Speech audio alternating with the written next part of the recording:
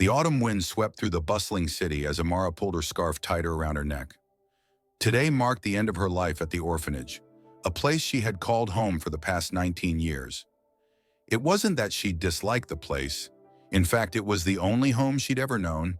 But now it was time to leave, to forge her own path and find her place in a world that had seemed so distant from the safety of those familiar walls. Amara stood in front of the grand iron gates of the Mackenzie mansion, her heart pounding against her ribs. The sheer size of the estate was overwhelming, each detail more elaborate than the last. The ornate carvings on the wrought iron gates, the meticulously manicured gardens, and the towering structure of the mansion itself. All of it felt like something out of a fairy tale, one she could never have imagined herself in. But here she was, clutching her worn suitcase, about to start her life as a housekeeper in a place that couldn't be further removed from her own reality. She took a deep breath, trying to calm her nerves as she rang the doorbell. Moments later, the heavy wooden doors creaked open, and a tall, middle-aged man dressed in a tailored suit greeted her with a scrutinizing gaze. His eyes, sharp and calculating, swept over her from head to toe, lingering for a moment on her face before narrowing ever so slightly. "You must be the new housemaid," he said, his tone devoid of warmth. "Amara, correct?" "Yes, sir," she replied, her voice a little shaky but polite. "Amara Johnson." He gave a curt nod. "I am Thomas, the head butler. Follow me." Amara took her first step into the mansion, her heart skipping a beat as she crossed the threshold. The air inside was different, almost as if it belonged to another world. Every corner of the mansion radiated wealth and power. The marble floors gleamed under the warm glow of the chandeliers, and the walls were adorned with paintings that looked as though they belonged in a museum. As they walked, Thomas spoke, his voice carrying the authority of a man who had spent years in service. "You will begin your duties early each morning. I expect nothing less than perfection in your work. The Mackenzie family has very high standards, and any failure to meet those standards will be met with consequences. Do you understand?" Amara nodded, her gaze darting around the mansion. "Yes, sir, I understand." They passed through a long corridor lined with portraits of what seemed to be generations of the Mackenzie family. One painting, in particular, caught Amara's attention. A portrait of a young girl with striking green eyes standing beside a man with the same eyes, an aura of pride and warmth radiating from them both. The girl seemed to be about her age, perhaps a little younger. Something about the image tugged at Amara's heart, but before she could linger, Thomas cleared his throat. "You'll be staying in the servants' quarters," he said, gesturing towards a narrow staircase that led to the lower level of the mansion.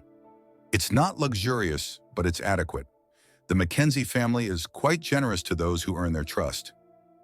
They descended the staircase, the opulence of the mansion fading away into the more modest surroundings of the servants' wing. The walls here were bare, and the floors lacked the glossy finish of the ones upstairs. Thomas led her to a small room at the end of the hall. It was simple, with a single bed, a wooden dresser, and a window that offered a view of the garden. "This is where you'll stay," he said, turning to face her. "Unpack your things and report to the kitchen in 20 minutes. Mrs. Jenkins, the cook, will explain your duties." "Thank you, Mr. Thomas," Amara replied, grateful to finally have a moment to herself. As Thomas walked away, Amara set her suitcase on the bed and took a deep breath. She began to unpack, carefully placing the few belongings she had into the dresser: a hairbrush, a couple of dresses, and a small collection of books she had managed to hold on to throughout the years. Finally, she reached for her most prized possession, an old delicate necklace with a small pendant shaped like a crescent moon. It had been the only thing left with her when she was abandoned as a baby, and she had never taken it off since. Gently clasping it around her neck, Amara caught her reflection in the mirror. For a moment, she saw the girl from the portrait, staring back at her with the same sense of longing and uncertainty. Shaking her head, she dismissed the thought. She was here to work, to build a life for herself, not to dwell on the past. 20 minutes later, she found herself in the kitchen, where Mrs. Jenkins, a plump, kindly woman with a stern but fair demeanor, introduced herself. "So, you're the new girl, eh?" Mrs. Jenkins said, wiping her hands on her apron. "You're in for a lot of hard work, but if you do your job well, You'll find this place isn't as bad as it looks." Amara nodded eagerly, feeling a spark of hope at the woman's warm tone. "I'll do my best, ma'am." The rest of the day passed in a blur. Amara worked tirelessly, learning the intricacies of her duties, which ranged from cleaning the grand hall to polishing the silverware and maintaining the vast gardens. Every time she thought she had a moment to catch her breath, Thomas would appear, pointing out some speck of dust she'd missed or reminding her of the Mackenzie family's exacting standards. But despite the challenges, Amara found herself adjusting. She learned quickly, her natural grace and diligence making her a fast favorite among some of the other staff.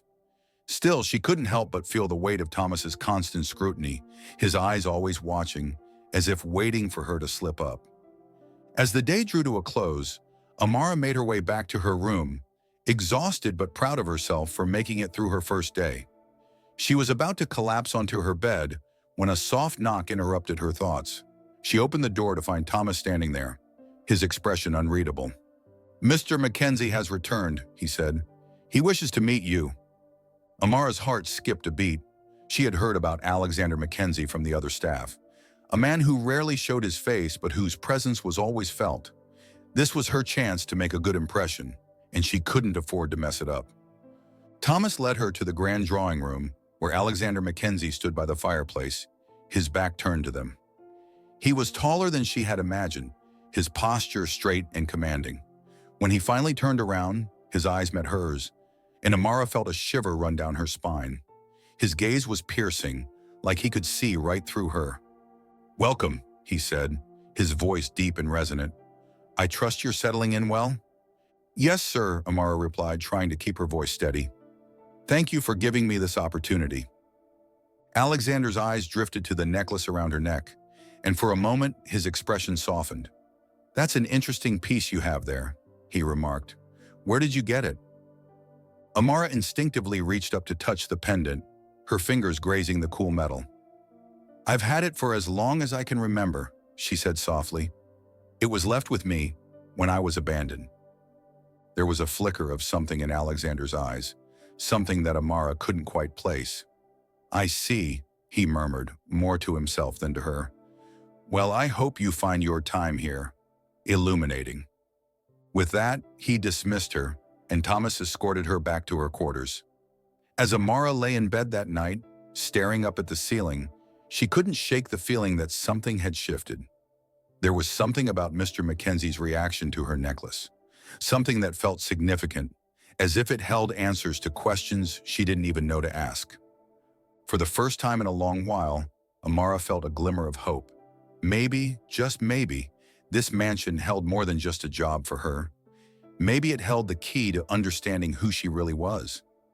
The early morning sun filtered through the large windows of the Mackenzie mansion, casting soft rays of light across the polished marble floors. Amara was already awake, her hands immersed in a basin of warm, soapy water as she scrubbed the silverware for the breakfast table. The air was still, quiet save for the distant chirping of birds in the garden, and she allowed herself a rare moment of calm. It had been a few days since her arrival, and though she was growing accustomed to the routines of the household, the pressure to prove herself still lingered in every task she performed. Thomas's footsteps echoed through the hallway, pulling her out of her thoughts. He entered the kitchen with his usual air of authority, his sharp eyes scanning the room before they landed on Amara. "You've missed a spot," he remarked dryly, gesturing toward a nearly invisible blemish on the polished surface of a spoon. Amara bit back a sigh of frustration. "I'll clean it again, sir," she replied, her tone calm and respectful. "See that you do," Thomas said, his voice devoid of emotion. He hovered over her for a moment longer, as if debating whether to say something more, but then turned sharply on his heel and left the kitchen. Mrs. Jenkins, who had been quietly kneading dough at the far end of the room, watched the exchange with a sympathetic smile. "Don't let him get to you, love," she said, her tone gentle. "He's hard on everyone, but I've seen the way you work. You've got a good head on your shoulders." "Thank you," Amara murmured, grateful for the small kindness. "I'm just trying to do my best." "Your best is more than good enough," Mrs. Jenkins assured her. "Thomas has been with the Mackenzie family for years, and he takes his job very seriously. But there's a heart in there somewhere, believe me. It's just buried under a few decades of strict discipline. Amara managed a small smile. I'll keep that in mind. The morning passed slowly, with Amara moving from one task to another, careful to follow Thomas's instructions to the letter. As she worked, she couldn't help but notice the other staff members stealing glances at her whenever they thought she wasn't looking. Whispers followed her wherever she went, hushed conversations that halted abruptly when she entered a room. It wasn't hard to guess what they were talking about.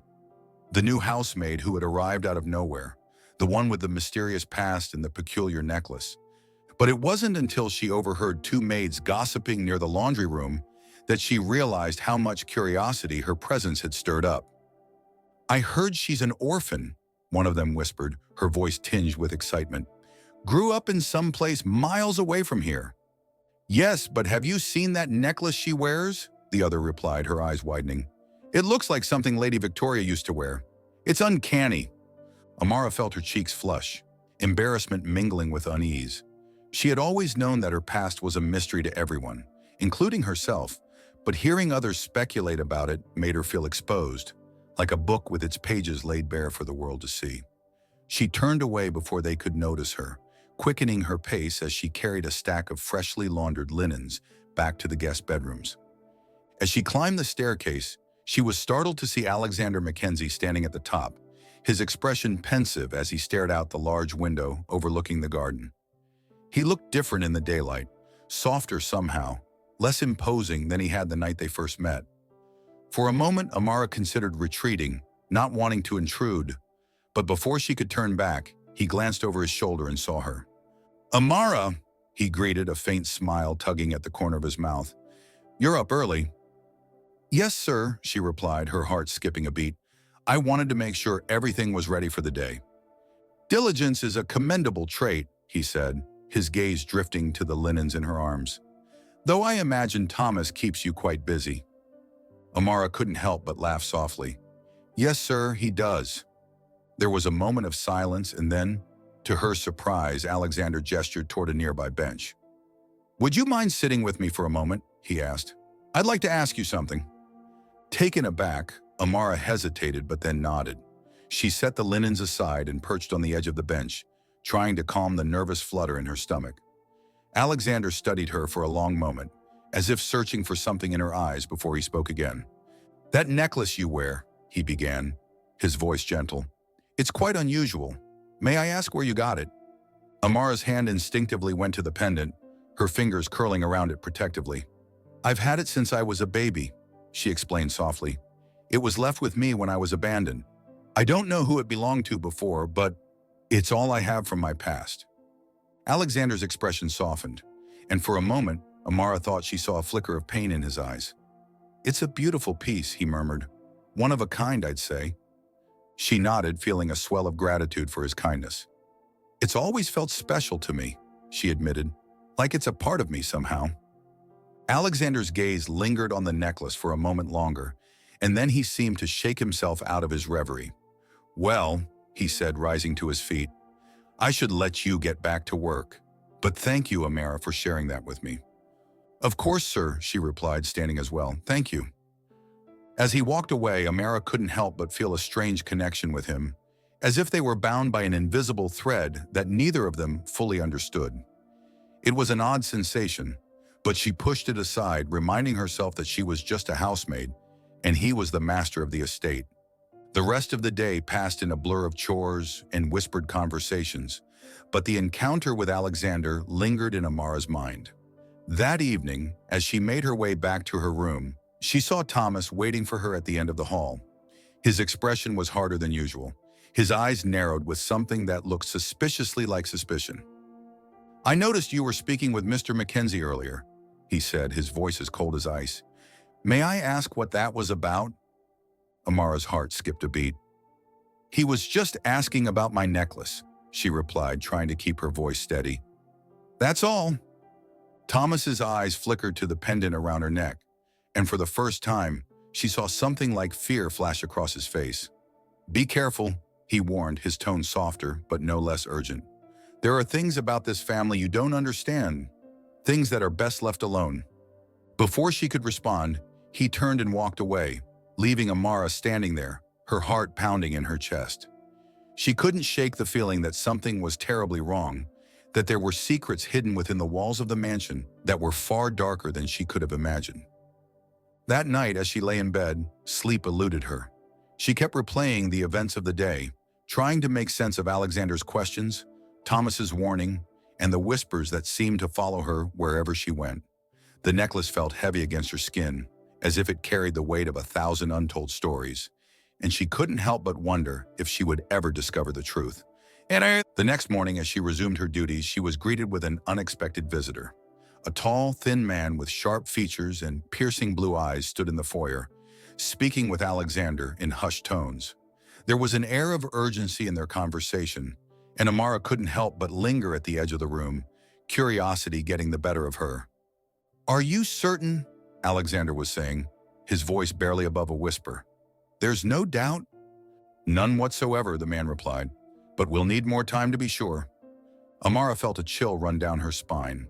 She knew she should walk away, that it wasn't her place to eavesdrop, but something held her there, rooted to the spot. As the conversation continued, the man's eyes flickered in her direction, and for a moment they locked eyes.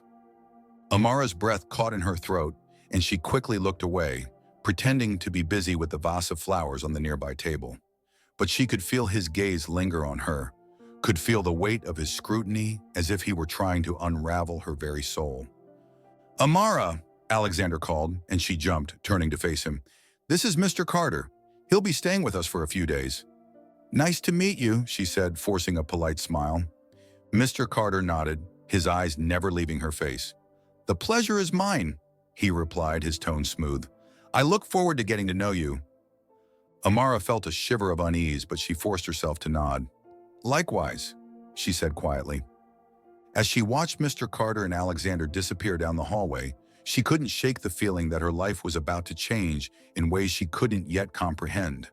The mansion, with all its grandeur and secrets, felt like a cage closing in around her, and she had the distinct impression that whatever lay ahead would challenge everything she thought she knew about herself, her past, and the family she now served. Amara's days at the Mackenzie mansion became increasingly complicated after Mr. Carter's arrival. He moved with an air of quiet authority, his sharp eyes seeming to take in everything around him. And yet he spoke so little that it was easy to forget he was there at all. Still, Amara could sense his presence, always lingering in the background, as if he were watching her every move. She tried to tell herself that she was being paranoid, that it was just her imagination running wild. But deep down, she knew there was more to it than that. Alexander's behavior, too, had begun to change.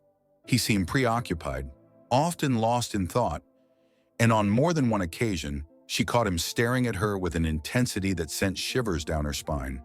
When their eyes met, he would quickly look away, but the feeling lingered, as if he was seeing something in her that even she couldn't understand.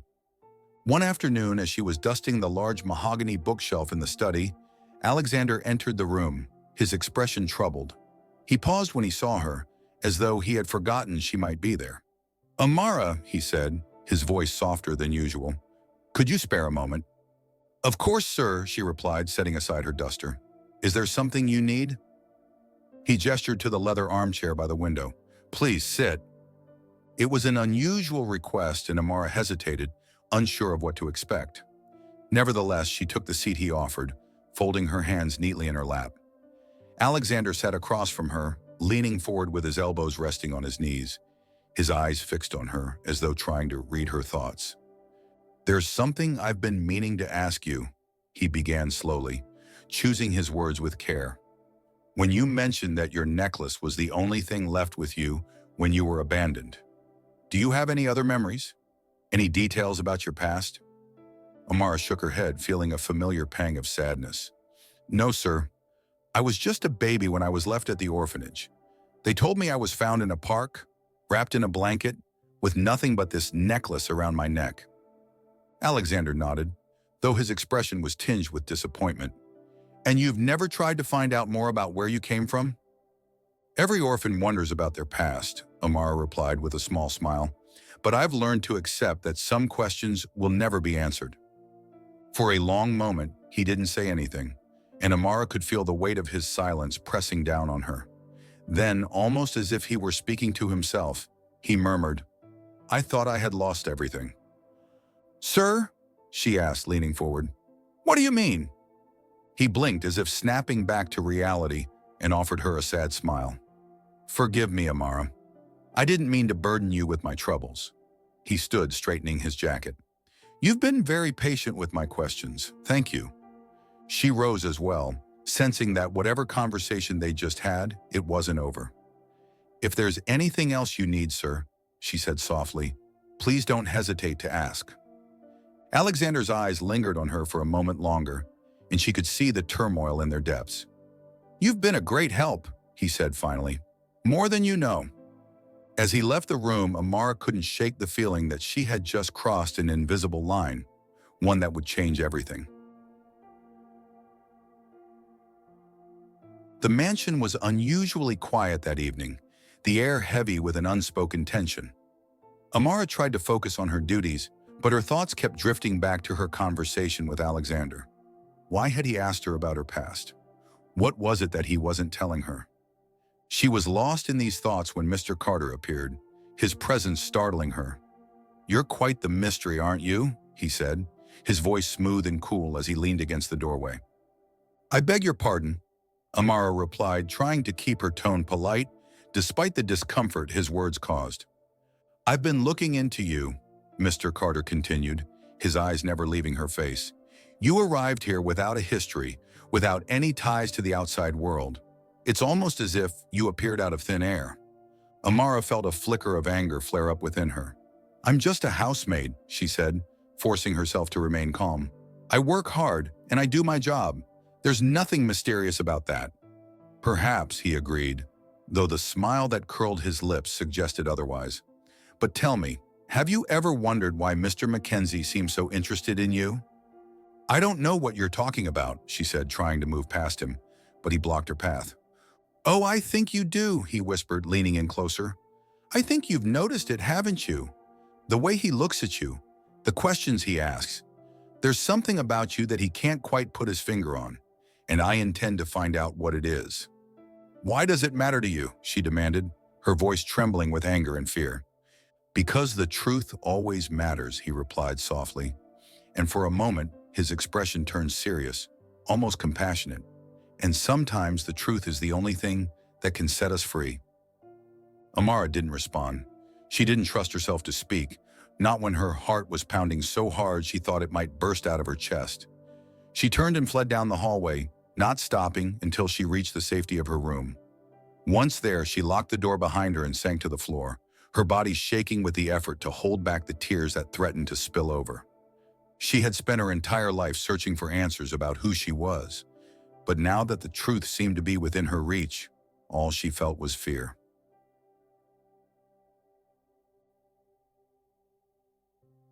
Days passed and Mr. Carter's presence became more and more intrusive. He seemed to be everywhere, asking questions, watching her, digging into every aspect of her life. And all the while, Alexander grew more distant, as though he were retreating into himself, weighed down by a burden that no one else could see. It wasn't until the evening of the annual Mackenzie family gala that everything finally came to a head. The mansion was transformed for the event, filled with guests in elegant gowns and tailored suits, laughter echoing through the grand hall. Amara had been tasked with serving drinks, her movements mechanical as she wove through the crowd, but her mind was elsewhere, distracted by the tension simmering just beneath the surface. It was then that she noticed Mr. Carter speaking to Alexander, the two men standing in the corner of the room, their faces grim. As if sensing her gaze, Mr. Carter turned and met her eyes, a slow smile spreading across his face. He raised his glass to her, as though in a silent toast, and then whispered something to Alexander that made him go pale. Moments later, Alexander approached her, his face drawn and tired. "Amara," he said, his voice strained, "could you come with me? There's something I need to show you." She nodded, her heart pounding in her ears as she followed him up the grand staircase and down the dimly lit corridor. They stopped in front of a large ornate door that she had never noticed before, its surface carved with intricate patterns that seemed to shimmer in the light. This was my daughter's room, Alexander said quietly, his hand resting on the doorknob. She disappeared when she was just a child. We searched for years, but there was no trace of her. And then, one day, she was simply gone. Amara's breath caught in her throat. I'm so sorry, she whispered. I can't imagine how painful that must have been. He looked at her then, and the intensity of his gaze made her heart skip a beat. It's not your fault, he said softly, but there's something you need to see. He pushed open the door, revealing a room frozen in time, filled with toys, books, and clothes that looked as though they hadn't been touched in years. And there, sitting on the nightstand, was a photograph. A photograph of a little girl wearing a necklace identical to the one around Amara's neck. Amara stumbled back, her hand flying to her throat, her fingers closing around the pendant as though trying to reassure herself that it was real. What? How? I don't know, Alexander said, his voice breaking. But when I saw you, I thought maybe... Sir, she whispered, tears streaming down her face. Are you saying that I think you're my daughter, he said, taking a step toward her. And I've spent all these years searching for you. Amara's world spun, and she felt herself sinking to the floor, overwhelmed by the weight of everything that had just been revealed. All this time, she had been searching for answers, and now that she finally had them, she wasn't sure she knew how to handle the truth. And from the shadows of the hallway, Mr. Carter watched with a satisfied smile, knowing that the real story had only just begun. The days that followed the revelation were a blur for Amara.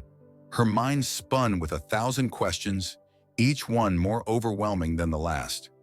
How could she be the daughter of Alexander Mackenzie, a man she had only known as her employer? Why had she been abandoned all those years ago, left with nothing but a necklace and no memory of the life she'd once had?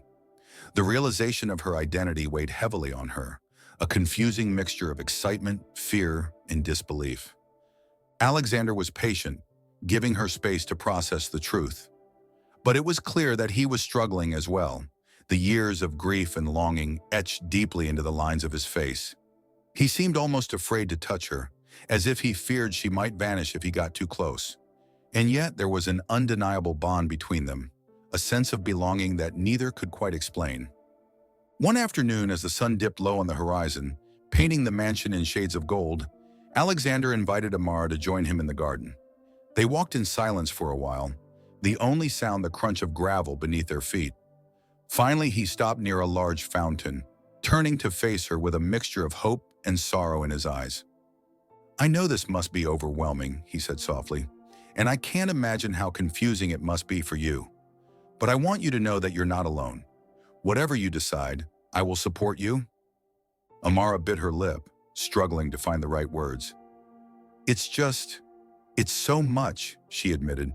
I've spent my whole life wondering who I am, where I came from, and now I find out that I'm someone completely different. You're still you, Alexander replied, his voice gentle. Nothing can change that. And as for the past, well, we'll figure it out together, I promise. Tears welled up in Amara's eyes, and for the first time, she allowed herself to feel the full weight of her emotions. Why? She whispered, her voice trembling. Why was I abandoned? Why did you never find me? Alexander took a deep breath, his gaze drifting toward the sky. We thought you were taken from us, he said, his voice rough with emotion. Your mother and I, we searched everywhere, hired private investigators, combed through every lead. But it was as if you had vanished into thin air. We never gave up hope, but as the years went by, it became harder to believe that we would ever find you. He reached out, hesitating for a moment before gently taking her hand in his. I don't know why you were taken or why you ended up at that orphanage, but I believe that someone didn't want you to be found, and I intend to find out who. Amara nodded, squeezing his hand. I want to know the truth, she said, her voice firmer now. I need to know. Together, they stood there for a long time, father and daughter, united by a bond that had been broken but not destroyed. And in that moment, Amara felt a sense of peace, as if she had finally found the missing piece of herself.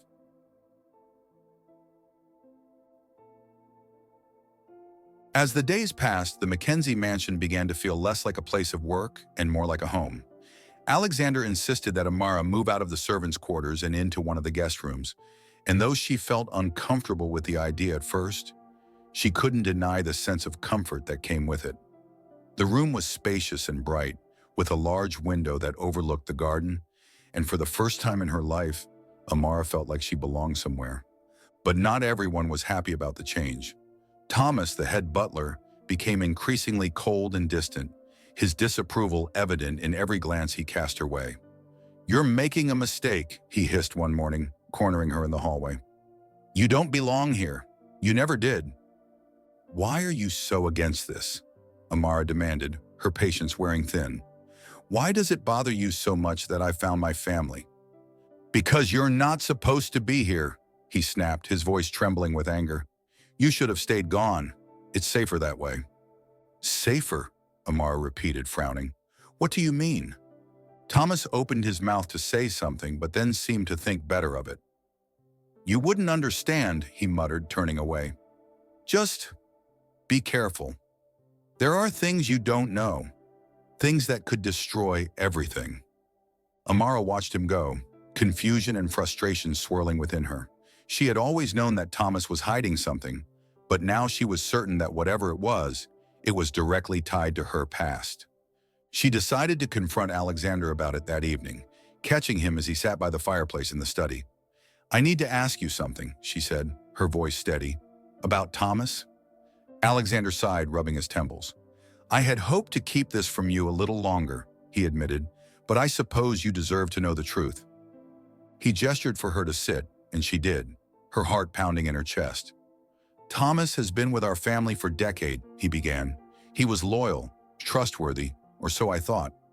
But after you disappeared, we started to notice things. Discrepancies in the household accounts, strange phone calls, unexplainable absences." "You think he had something to do with my disappearance?" Amara asked, her stomach twisting with dread. "I don't know," Alexander admitted, his expression pained. "But he's the only one who was with you the night you went missing. And when we questioned him, he had no explanation, no alibi. He was the one who found you in your crib that morning, or so he claimed." "But why would he do that?" she demanded. "Why would he take me away?" "I wish I knew," Alexander said softly. "But I promise you, Amara, we will find out." Later that night, Amara lay awake in bed, staring up at the ceiling as the moonlight filtered through her window. Her mind raced with everything she had learned, every piece of the puzzle that refused to fit together. It was as if her entire life had been a series of questions, each one leading her further away from the truth. But one thing was clear: she couldn't wait for answers to come to her. She needed to find them herself. The next morning, she approached Mr. Carter, who had remained a silent observer since the revelation of her identity. "I need your help," she said, her voice steady.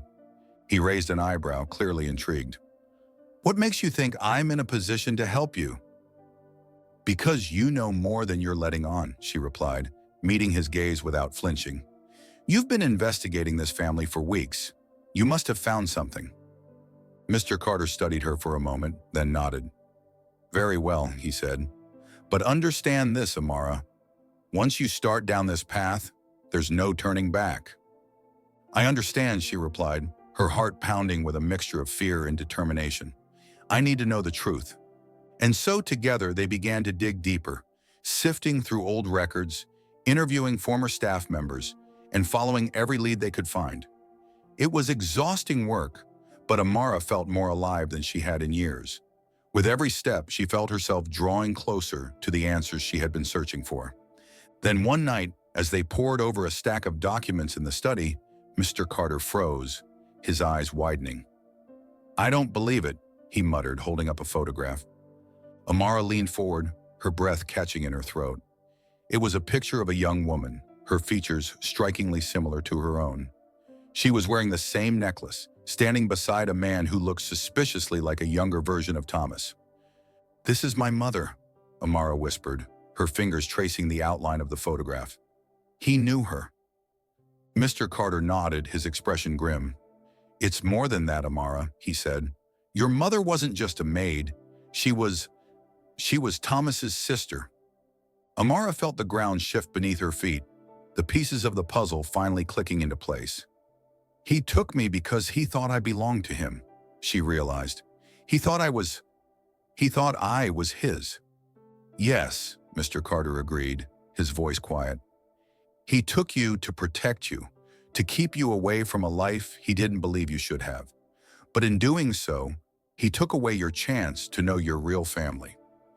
The realization hit her like a punch to the gut, and for a moment, she couldn't breathe. All these years, she had been searching for answers, and now that she finally had them, they were more painful than she could have ever imagined.